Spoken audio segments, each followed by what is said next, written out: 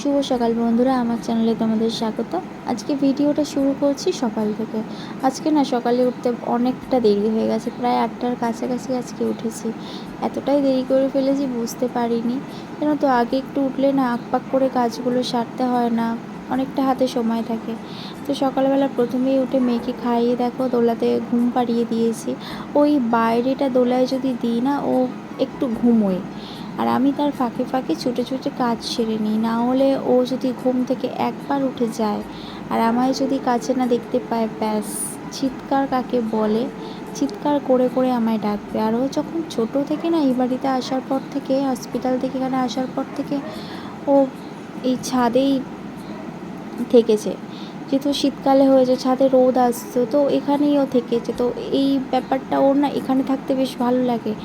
ঘরে রেখে ও কিছুতেই ঘুমোবে না। আর এদিকে দেখো আমরা একটু খাওয়া দাওয়া করছিলাম। বর আজকে পরোটা এনেছিল, পরোটা আলুর দম, রুটি ছিল, বললো রুটি খাবে না। তো আমরা সবাই মিলে এখানে আমরা তিনজনে মিলে পরোটা আলুর দম খেয়ে নিয়েছি। আর হ্যাঁ, দোলাটা দেখে হয়তো ভাবছো যে অনেকটা জোরে জোরে দোল দিচ্ছে, কিন্তু না, ভিডিওতে যেহেতু স্পিড দিয়েছি তো তার জন্য ওটা মনে হচ্ছে অনেকটা জোরে জোরে। হয়তো ছোটো বাচ্চা অতটা জোরে দোলা আমি কোনোদিনই দিই না।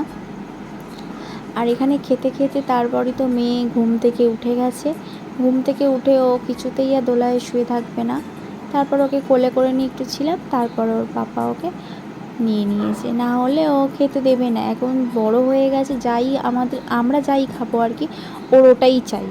তারপর দুপুরবেলা দেখো আজকে হয়েছে মাছের তেল দিয়ে চচ্চড়ি, কুমড়ো ভাজা, মাছের ডিমের বড়া আর পটল আলু দিয়ে মাছের ঝোল। এই ছিল আজকে দুপুরবেলার ভিডিও। আমার ভিডিও যদি ভালো লাগে প্লিজ লাইক করে পাশে থেকো, সাথে থেকো। আজকে টাটা।